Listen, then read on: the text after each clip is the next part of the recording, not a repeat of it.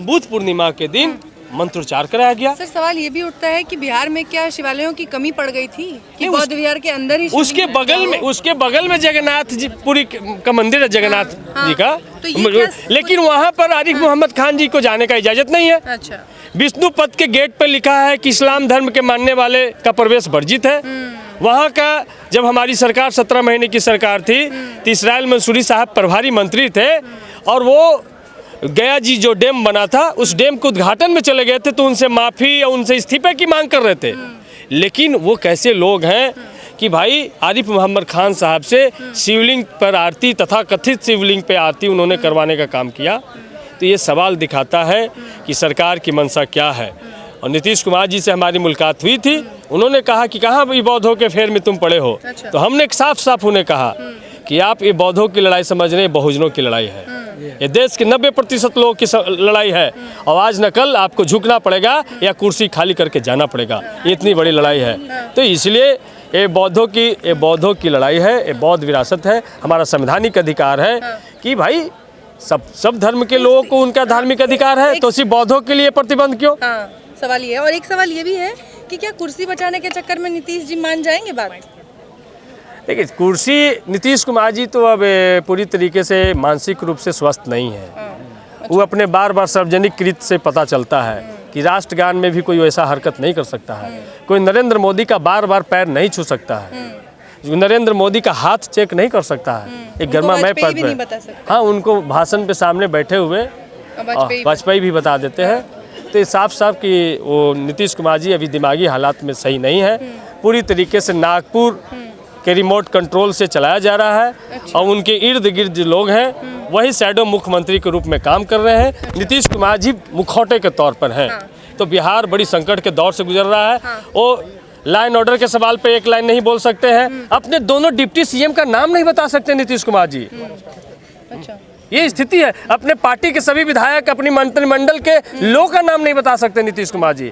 Party के प्रदेश अध्यक्ष कौन है उनका नाम नहीं बता सकते हैं। ये स्थिति पर नीतीश कुमार जी हैं। तो हम लोगों को नीतीश कुमार जी के प्रति बड़ी सहानुभूति है। इस उम्र में किसी के साथ हो सकता है, तो उन्हें आराम की जरूरत है। और नीतीश कुमार जी के लिए हम यही कहेंगे कि सत्ता के इस रेल का चक्का हो गया जाम, चल रहे मनवा लौट चल, बैजनाथ के धाम की पंडागिरी करेंगे। जाके पंडागिरी कीजिए, राम मंदिर बन गया है, वहाँ का मुख्य पुजारी बनिए। और आरजेडी किस तरीके से चुनाव में इस मुद्दे को लेकर चलने वाली है?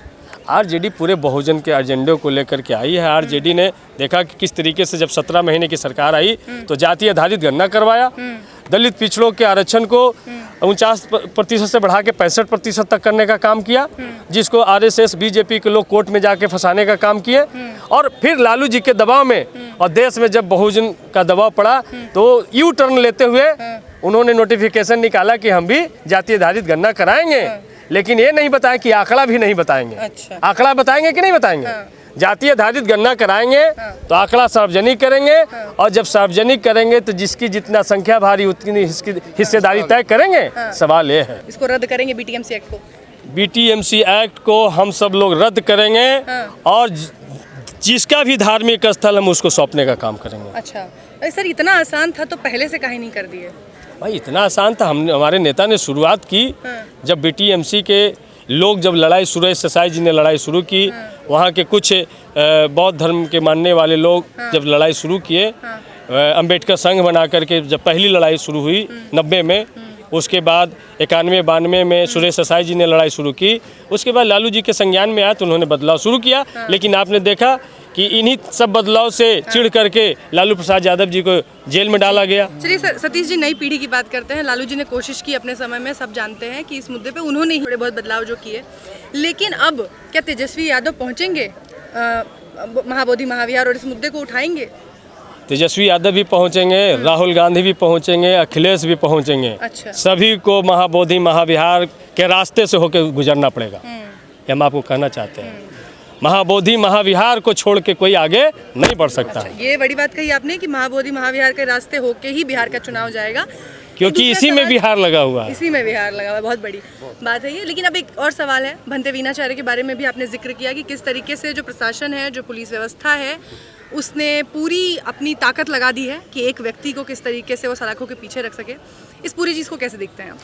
पुलिस प्रशासन इस लड़ाई का जो प्रेशर पूरी दुनिया से पड़ रहा था, बिहार सरकार से लेके नरेंद्र मोदी भी इस लड़ाई के दबाव में आए हुए थे। अच्छा। जब श्रीलंका उन्होंने गया, श्रीलंका यात्रा पे जब गए तो वहाँ के बौद्ध भिक्षुओं ने जब उनको महाबोधि महाविहार का ज्ञापन सौंपा तो उन्होंने कहा कि हम भी भारत जाते हैं इसका समाधान करेंगे।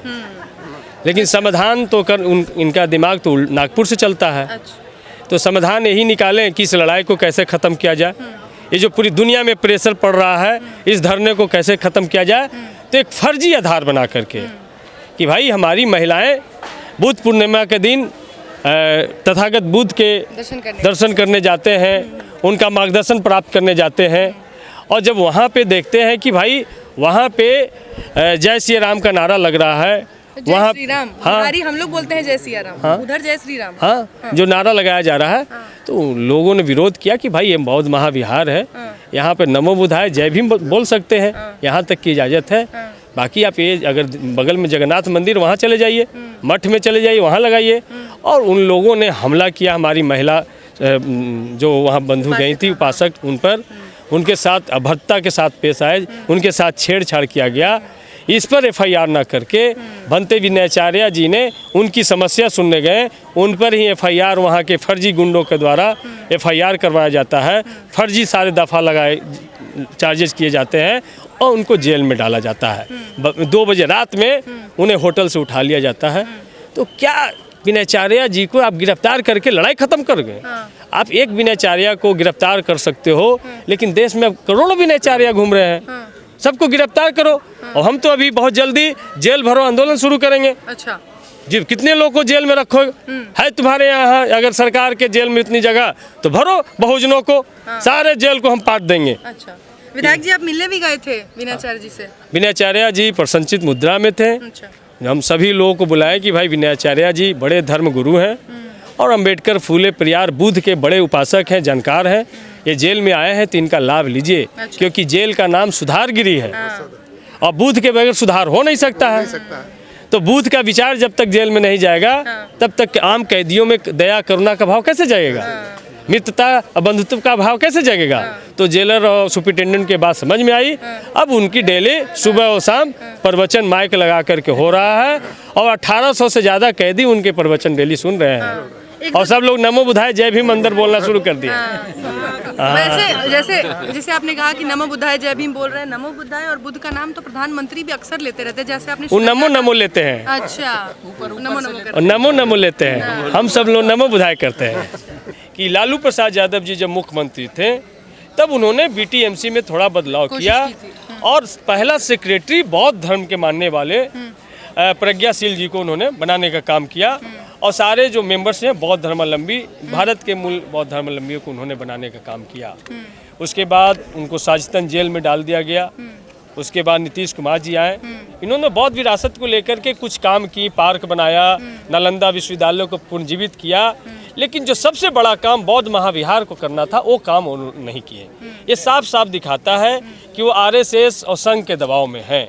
और आपने तो देखा कि पिछले 12 मई को बुद्ध पूर्णिमा के दिन वहाँ के राज्यपाल आरिफ मोहम्मद खान साहब जाते हैं और बजाबता वो शिवलिंग की पूजा करते हैं। सवाल उठता है कि इस्लाम धर्म के छोड़ दिया या इस्लाम धर्म वाले ने अब तक फतवा उन पर क्यों नहीं जारी किया। सवाल ये उठता है कि भाई जो अब तक नहीं हुआ था कि विष्णु पद से पंडों को बुला करके और उस